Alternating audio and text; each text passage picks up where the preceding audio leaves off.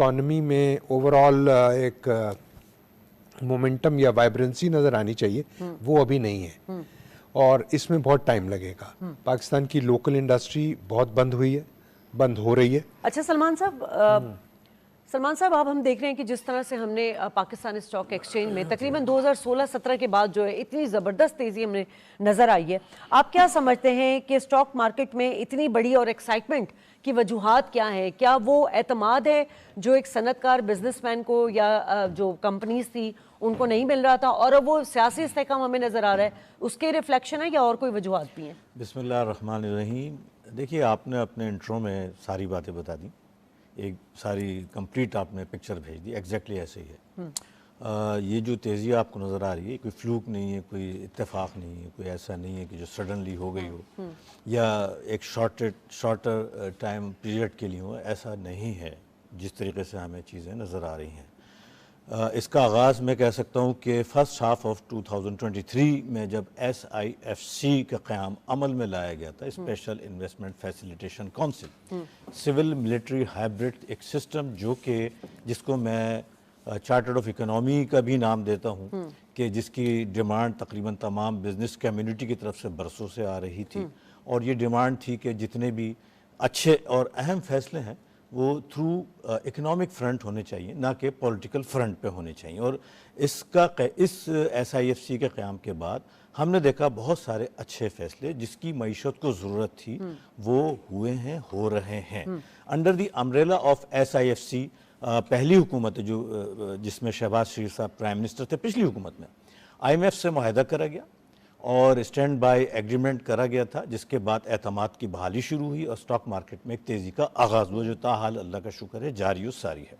उसकी बुनियादी वजूहात में यकीनन जैसे मैक्रो इकनॉमिक इंडिकेटर्स आपने बताया स्टेबिलिटी शो कर रहे हैं, करेंसी माशाल्लाह स्टेबल है, इन्फ्लेशन के फिगर्स जो अभी आए थे मार्च में बहुत अच्छे आए थे और रियल इन्फ्लेशन जो है इस वक्त पॉजिटिव टेरिटरी में आ गया है आफ्टर कम अज़ कम कंटिन्यूसली 6-7 महीने के बाद 25% इन्फ्लेशन रहा है, जो तारीख़ है पाकिस्तान की इससे बदतरीन इन्फ्लेशन कभी भी नहीं रहा है। अब अल्हम्दुलिल्लाह पॉजिटिव टेरिटरी में real interest rate year on year basis पर आ चुका है और अब जो अप्रैल के फिगर्स आ रहे हैं जो हमारी इतलात हैं बहुत अच्छे आ रहे हैं। इसका मतलब है कि आइंदा आने वाली मॉनेटरी पॉलिसी में इम्कान है शायद कि पॉलिसी रेट कम कर दिया जाए और हो सकता है अगर अभी नहीं हुआ तो जून में जो मॉनेटरी पॉलिसी का अनाउंसमेंट आएगी उसमें यकीनन पॉलिसी रेट कम करा जाएगा। तो पॉलिसी रेट कम होना स्टॉक मार्केट के लिए हमेशा एक कैटलिस्ट का किरदार अदा करता है। इसके साथ साथ जो मैक्रो इकोनॉमिक्स इंडिकेटर्स थे वो मैंने आपको बताया। इसके साथ साथ हमारी market still is very cheap, 4.5 की प्राइस अर्निंग रेशो पर है, जबकि रीजन में प्राइस अर्निंग रेशो 20 से 25% पर चल रहा है। डिविडेंड यील्ड सबसे ज़्यादा है पाकिस्तान की 9 से 10% है। कॉर्पोरेट अर्निंग्स शानदार आई है इस दफ़ा जो भी आई है, जैसे आपने शुरू में बैंकिंग सेक्टर का जिक्र किया, लेकिन दीगर सेक्टर की फर्टिलाइजर की भी बड़ी शानदार कॉर्पोरेट अर्निंग्स, डिफरेंट कंपनीज की बड़ी प्रोग्रेस अच्छी रही है। इसके साथ साथ जो है हमारी जो प्राइस टू बुक वैल्यू है वो 1 के अंदर है, वो बड़ी अट्रैक्टिव होती है। इसका मतलब ये है कि market still is very cheap.